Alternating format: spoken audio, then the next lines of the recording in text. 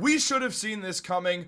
After a controversial end to Game 4 between the New York Knicks and the Detroit Pistons, the NBA did exactly what we all should have seen coming. Meanwhile, the New York Knicks dealt with 2 injuries to star players, and Tom Thibodeau did the unthinkable that has New York Knicks fans ready to riot outside of MSG until they can get Tom Thibodeau's head on a stick, it feels like. And we're going to break it all down. What's up, guys? Welcome back to Knicks Digest. It's Chris here, and we're going to jump right into things as always. Guys, if you're part of that 64% and you're not subscribed to Knicks Digest, this is the place to be all NBA playoffs long. All things New York Knicks every single day. We are not missing a single day of uploads for the rest of 2025, so you want to make sure to stay tuned. A lot of days you'll get more than one upload as well, plus a bunch of fun YouTube shorts you don't want to miss. But let's jump into it. We all should have seen this coming. I mean, let's be real. We all expected it. The NBA screws over the Knicks. They always do. People like to say the Knicks are getting all these calls against the Detroit Pistons because Josh Hart fouled Tim Hardaway Jr. after a million things went the Pistons' way and, the first 3 quarters of that game in Game 4, and it was never going to stop. People are casuals. They don't actually watch the games. They just like to claim things baselessly because they would rather hate on the New York Knicks, because that's what's cool right now. It's to call Jalen Brunson a flopper, which, yeah, he sells fouls like every other player to play in the NBA. I mean, let's look at Shea. Let's look at Jokic. Let's look at LeBron. Let's look at Embiid. Take a look at any player. Name a player who creates their own shot. Guess what? They're trying to sell foul calls as well. It's not our fault that Jalen Brunson's the best at it.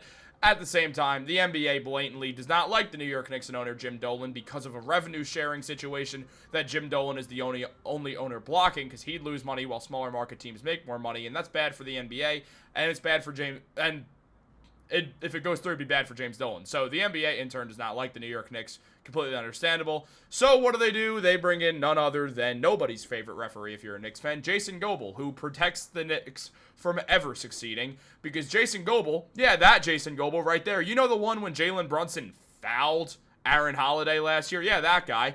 You obviously shouldn't be surprised to know that he was reffing Game 5 between the New York Knicks and the Detroit Pistons. A closeout game for the Knicks where they were home, and they absolutely should have won the game. Now, there's a bunch of problems with that game. We're not going to sit here and act like the Knicks didn't make crucial mistakes, like Tom Thibodeau didn't do something actually so absurd that you could literally fire him today, and Knicks fans would probably cheer.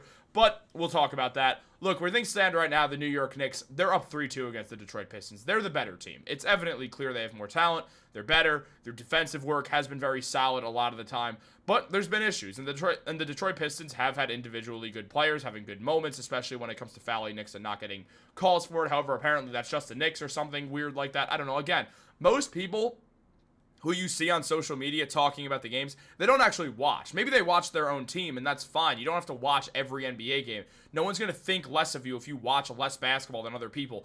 And if they do, they're weird. Like, say I watched every game tonight. I'm not going to make fun of you because you only watched your favorite team play, then didn't want to keep watching basketball. If anyone does that, then you're just an idiot. I mean, look, where things stand right now, the New York Knicks have found themselves no longer up 3-1, no longer winning the series, which they should have done tonight. Instead, they're down 3-2, and they have to go back to Detroit for Game 6, a place where they haven't lost in the playoffs, but doesn't mean they can't. They very much can lose to Detroit. They could lose these next 2 games and get eliminated by the Pistons. Do I think that's going to happen? Absolutely not. I've been saying since the beginning that I did think this was going to be a 5 or 6 game series between the Knicks and the Pistons. I think that it just makes the most sense the Knicks would win in 5 or 6 games, and look, they could have won in Game 5. They could have won in Game 6, and well, that just is what it is. Or they could win in Game 6, I should say. They could have finished it in 4, had a few more things gone their way. But that's NBA playoff basketball for you. A few things change, a series changes completely. And that's the case with every series basically ever. I mean, just to pull even like playoff sweeps out of a hat. Last sweep in the NBA Finals, Golden State Warriors sweep the Cavs. I mean, let's say J.R. Smith doesn't dribble out the clock for no reason. Let's say that Kevin Durant doesn't hit that shot in Game 3. It becomes a much different playoff series. That's how playoffs work. However, Tom Thibodeau, he did not play Jalen Brunson or Josh Hart in the final 2 minutes of the game because both of them went down with injuries. Now, we were yet to hear updates from them, but Jalen Brunson rolled his ankle when the floor in MSG somewhat gave out. Now, Josh Hart also went down hard, looking at his wrist and also hurting his leg. So we have 2 Knicks now with injury reports up in the air. And right now, where things stand, we have not seen a huge update on either of these guys. It's unclear how severe these injuries are. But they did come back in the game at one point, which is important to note for the New York Knicks, who ultimately didn't win the game. I mean, look, the Knicks, they had a bunch of problems. No problem bigger than the fact that they, went 16 for 27 from the free throw line. They lost by 3. You shoot a moderately good game from the line. I know a lot of those free throws are, 7 of them came from Mitchell Robinson, who went 3 for 7. But it's not on Mitchell Robinson. Jalen Brunson went 7 for 10. He's got to be better than 70% from the line. I mean, you look at Mikal Bridges, he missed 1. I mean, but Deuce McBride, he missed 2. Not ideal, guys. Not ideal to be missing those. And meanwhile, the Detroit Pistons, they also missed their free throws, but still, they were able to come out with the win, and it is what it is.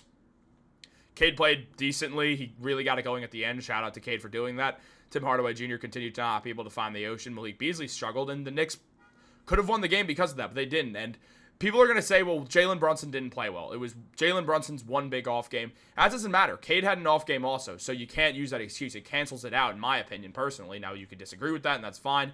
That's where I stand on things. And the biggest problem was not that any of this happened. The biggest problem was the fact that Tom Thibodeau made a bad error. The NBA wanted this series to extend.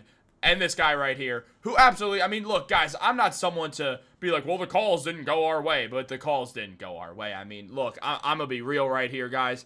There was some absolutely absurd calls going on with this game right now. Look, basically, while the Detroit Pistons were getting to the line, the New York Knicks had Josh Hart taking layups, getting smacked on the head by Jalen Duren. Mind you, this was the second time it happened. There was no call. It was just an out of bounds, as if Duren fully blocked the ball. Then also when OG went to tie his shoe, Tim Hardaway Jr. doesn't look, runs right into him, and it's a foul on OG Anunoby. These fouls added up, and the Pistons got bonus shots, and it ended up leading to the New York Knicks losing the game. And if you think that's all, it's not, guys, because we also saw Tobias Harris do this. Chase down block? No. Clear goaltend on Mikal Bridges. What happened then, we'll watch it again, because just to see, look, the ball hits the backboard, and Tobias hits it away. If that didn't happen, guys, the Knicks would have won the game.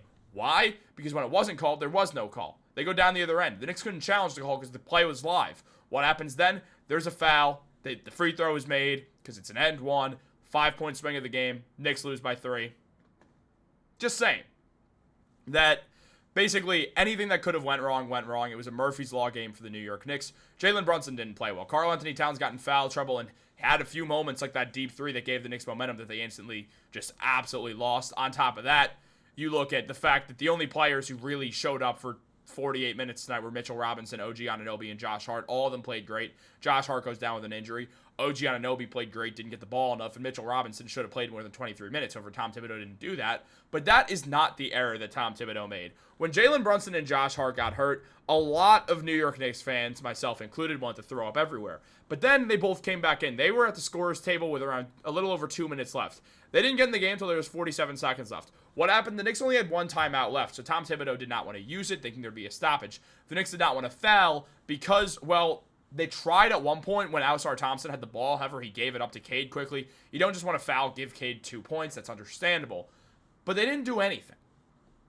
They didn't work for a whistle to be called so Brunson and Hart could get back in. They let Cameron Payne miss a floater. They didn't have Karl-Anthony Towns post up. Tibbs didn't call for Towns to post up. He just had them force the ball to Mikal Bridges, who missed 2 key shots in that span, leading to the Knicks going down 6 by the time that Brunson and Hart get back in the game. And that threw everything for a loop. I mean, yeah, Mikal ended up hitting a 3 and cutting it to 3 points with 25 seconds left, but it was too little too late overall. And it's a big issue that Tom Thibodeau didn't rectify. Look, I get it. You had 1 timeout left. You didn't want to use it. Well, the Knicks still didn't have timeouts by the time there was intentionally fouling with 25 seconds left anyway. So a massive, massive error on Tom Thibodeau's part. He could have had Brunson and Harden there sooner. It didn't have to be a 6-point game ever if Tibbs just called a timeout. However, Tibbs didn't do that. He tried to save his timeout for a moment that never came, and the New York Knicks found themselves on the wrong side of this game. Now, again, all that being said, it's evidently clear that the New York Knicks did not get any calls tonight, that the NBA completely sided with the Detroit Pistons after that missed call on Josh Hart fouling Tim Hardaway Jr. at the end of the last game. Again, the Pistons got a ton of calls that game as well. That game was played where there were no dainty foul calls on either way, so calling that right there would have felt a little bit off, even if it was a foul. Meanwhile, this was dainty foul city. I mean, you could have breathed on someone the wrong way and there was foul calls. And I'm not saying this was in just the Pistons' direction. I want to clarify that. There was a foul on Jalen Brunson. He made it. It was an end one where his elbow got grazed like this. That should not be a foul in playoff basketball. I'm sorry, it shouldn't be. I don't care if it's the Knicks. I'm not going to sit here and pretend like I'm going to advocate for that foul. On the other side of things, Karl-Anthony Towns grazing Tobias Harris's shoulder after Tobias has released the ball should also not be a foul. Now, does it cancel itself out? Yes. But were the Knicks on the wrong side of that multiple times? Yes. Because Mitchell Robinson wasn't coming down, not purposely. I'm not saying Jalen Brunson was trying to hit Josh Hart in the head. I want to make it clear. Mitchell Robinson wasn't blocking shots and in the same part hitting, using his tricep, using the back of his arm, as I just mess up my mic or my pop guard, to hit someone on the head.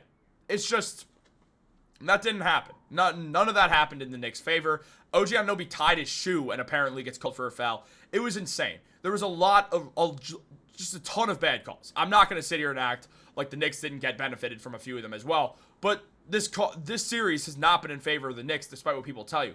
The people who are saying that are casual basketball fans who don't watch, who are posting stuff on Twitter for engagement reasons because they want to get that clout from it. That's perfectly understandable. That's why people do that. I mean, let's be honest. I'm going to add myself in here as well because I'm not trying to BS anyone. Haven't we all given opinions on basketball games and series that we haven't really watched? I'm not going to sit here and act like I watched much of the Pacers-Bucks series. I would have tuned into a few games, but they were at inopportune times where I wasn't around watching basketball. So what did I do? I didn't really see much of it. What I did see was the final bits of overtime where the Pacers came back from that lead. So the next game was on. What am I going to do? Watch Pacers-Bucks? So neither of those teams are beating the Cavs anyway. It doesn't matter. But I understand if you want to watch because you like basketball, go for it. I'm not shaming you, but I'm saying that I didn't watch much of that series at all. I saw the end of it. Not a good look. My opinion after watching, 5 minutes of that series is that Giannis should leave the Bucks. Am I the most educated person to make that take? Absolutely not, because I didn't watch the whole series. However, from what I saw, I think Giannis should leave the Bucks. That's all I'm saying. People do this stuff all the time. That's what they're doing with the Knicks. If people watched the series, they'd see that the Knicks are getting a lot of BS thrown against them, and it's really hurting them. The Knicks probably should have closed the series out already. I'm sweating thinking about it. But at the same time, they didn't. And you can't just keep complaining about it. None of us can. As annoying as it is, what are we going to do? Let's not be the Pistons fans about this. Let's not be the weird 76ers fans obsessed with this series because you're so upset that dirty Joel Embiid is just not able to break Mitchell Robinson's foot again. Such a shame, I know, right? Well, at least they have Paul George. He's sure good. Look, at the same time, I'm pissed at Sean Bernard. It's all love, Sean. It's all love. But, as I just sniffled because I have a cold, it sounds like I'm crying. But look, at the end of the day, this video is longer than I expected it to be. But look, where things stand right now, I do think the Knicks are going to win the series. I think they're going to win in Detroit. They're the better team. They're going to work it out. But you have to play Mitchell Robinson and Karl-Anthony Towns more together because Mitchell Robinson, man, he deserves a lot of flowers. That's how I'm ending this video. Give Mitchell Robinson his flowers. 13 points, career high. 11 rebounds. 8 of them were offensive. Mitchell Robinson did everything he could. He fought with Jalen Brunson, fought with Paul Reed. He was a monster tonight. He deserves a lot of credit for tonight. So does OG Anunoby. So does Josh Hart. Brunson's not going to be off again. When Brunson has bad games, he comes back like a BMF. And if you don't know what that is, look it up because I don't want to get demonetized. Guys, this video is way too long. Like this video, subscribe, turn on post notifications, daily New York Knicks videos. Don't forget, have a great day, and go Knicks!